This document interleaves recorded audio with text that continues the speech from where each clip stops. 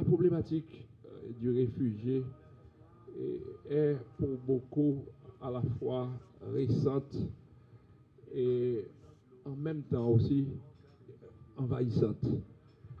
Et on ne peut pas prévoir là où les dirigeants, un peu partout à travers le monde, seront appelés à faire face à des problèmes liés à cette problématique du réfugié. Nous autres en Haïti, ça fait longtemps que nous faisons cette expérience. On avait commencé dans les années 60 déjà à gérer ce phénomène à partir de nos concitoyens qui se déplaçaient d'un point à un autre, tant à l'intérieur qu'à l'extérieur du pays.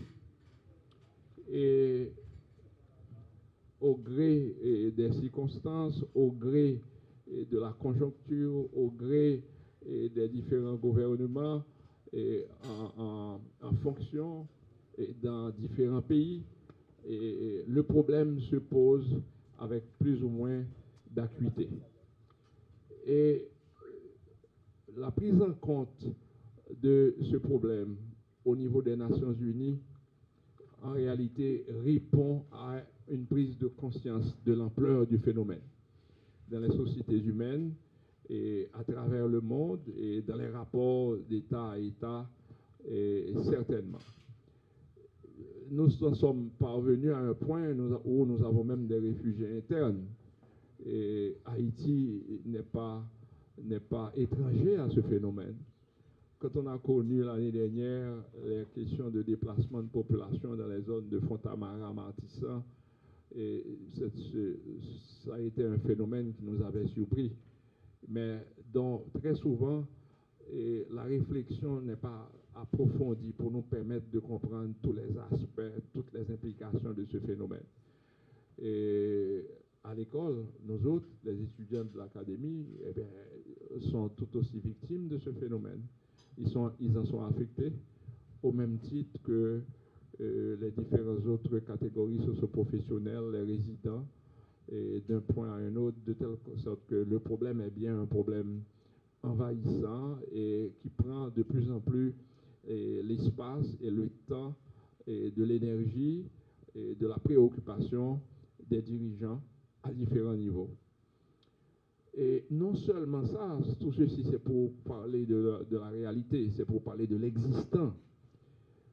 Mais les experts prédisent que le phénomène va continuer à prendre de l'ampleur, notamment sous les effets de la déréglementation climatique et des phénomènes liés à la dégradation de l'environnement, tels que la montée des eaux, les phénomènes naturels qui, normalement dans leur développement, vont porter les gens à devoir se déplacer et se retrouver réfugiés quelque part, soit à l'intérieur de leur pays, soit dans un autre pays.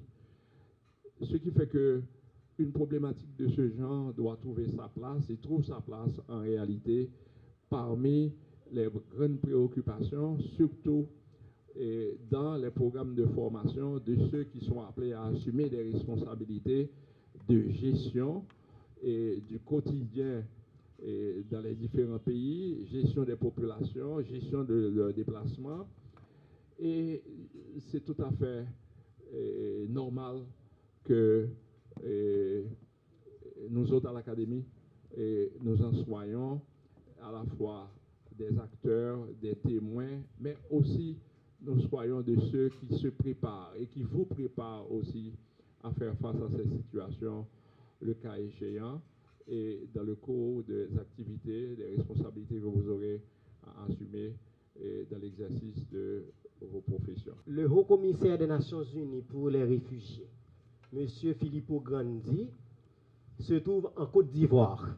C'est la tradition du HCR. Chaque année, le haut-commissaire se trouve dans un pays qui a fait des bonds en avant pour l'amélioration de la condition de vie des réfugiés, ou bien un pays où le gouvernement a travaillé pour permettre de juguler la crise des réfugiés, des déplacés internes. La Journée mondiale du réfugié a pour vocation de célébrer le courage et la persévérance de millions de personnes qui, bien que déracinées et démunies, s'efforcent d'améliorer sans relâche leur vie, celle de leur famille et de leur communauté. Pourtant, cette année, la tâche qui nous attend nous est à nouveau rappelée. Alors que les dirigeants mondiaux demeurent incapables ou peu enclins à résoudre les conflits, au HCR, nous avons récemment annoncé l'inimaginable. 100 millions de personnes ont désormais été contraintes de fuir leur foyer. La guerre en Ukraine, ainsi que d'autres situations d'urgence nouvelles ou persistantes, comme celles qui prévalent en Éthiopie, au Burkina Faso, au Myanmar, au Nigeria, en Afghanistan, en République démocratique du Congo, ont contribué à ce chiffre alarmant. Le manque de solutions offertes persiste et le nombre de personnes contraintes de fuir reste supérieur à celui des personnes qui sont en mesure de rentrer chez elles, qui peuvent se réinstaller dans un pays tiers ou qui ont la possibilité de s'intégrer pleinement dans le pays où elles ont trouvé refuge. En d'autres termes, le nombre de déplacements forcés est plus grand que celui des solutions proposées aux personnes en fuite. Mais il est possible de réagir. Les dirigeants peuvent collaborer pour rétablir la paix et apporter des solutions durables et humaines à la détresse des personnes déracinées. La Côte d'Ivoire, par exemple, où je me trouve actuellement pour célébrer la Journée mondiale du réfugié, est sortie d'un conflit difficile qui a forcé des centaines de milliers de personnes à fuir le pays. Plus de 310 000 réfugiés ivoiriens, soit 96% des personnes ayant été déracinées, sont rentrés chez eux de façon librement consentie au cours de la dernière décennie. Et en unissant leurs efforts, les pays de la région ont décidé de favoriser l'intégration de ceux qui ont choisi de rester sur place, en régularisant leur séjour dans leur nouvelle communauté. Le fait de rentrer dans son pays ou de s'établir de façon permanente dans son pays d'accueil procure un sentiment de sécurité qui change la vie de ceux qui ont dû abandonner. Elodie est rentrée du Libéria avec ses sœurs dans leur village Bablivaya en 2020. Grâce à une subvention du HCR, elles ont ouvert un salon de coiffure qu'elles ont appelé Seatizi. Elle explique que le nom de leur salon signifie « le temps de la souffrance est passé », symbolisant la fin de l'exil et la reconstruction de leur vie au pays. Le parcours d'Elodie et celui de centaines de milliers d'autres personnes illustrent les solutions qui peuvent être trouvées pour les réfugiés et d'autres personnes déracinées lorsque la paix est rétablie et que les pays unissent leurs efforts. Malheureusement, c'est un exemple rare. C'est pourquoi aujourd'hui, à l'occasion de la Journée mondiale du réfugié, j'appelle les États à prendre exemple sur des pays comme la Côte d'Ivoire, qui reconnaissent que l'arrêt des guerres et des conflits est le meilleur et le seul moyen de lutter contre le déplacement forcé. Les pays à travers le monde ont le choix. Soit ils s'unissent pour inverser la tendance en mettant fin aux persécutions, à la violence, à la guerre, soit ils acceptent que le XXIe siècle soit marqué par la persistance du déplacement forcé. Nous savons tous quelle est la meilleure chose à faire. OPC parité, bras croisés, mais OPC attire attention, gouvernement dans la région, que par rapport avec crise qui gagne en Haïti, avec déplacés internes, que pour porter solidarité avec migrants haïtiens de part et d'autre dans le monde entier. Tout à l'heure, vous parlé de Turquie. Mais heureusement pour nous que par rapport avec OIM, que un vol charter cap organisé, que tout le monde qui en Turquie qui voulait retourner a retourner d'ici juillet.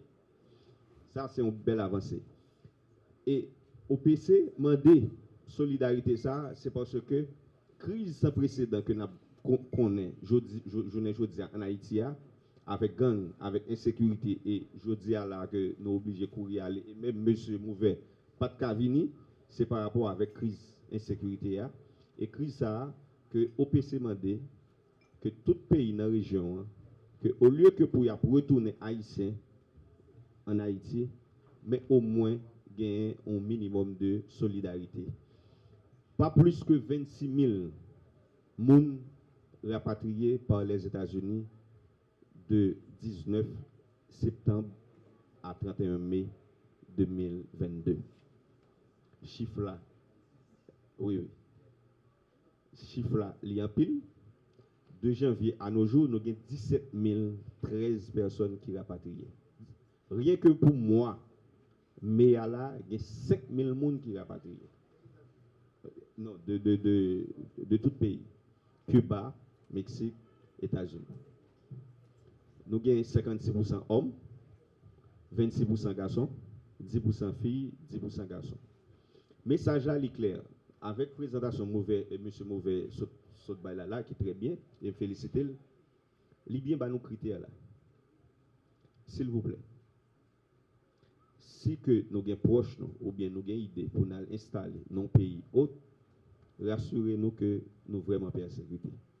Autrement dit, nous risquons de déporter en Haïti pour nous grossir l'islam davantage.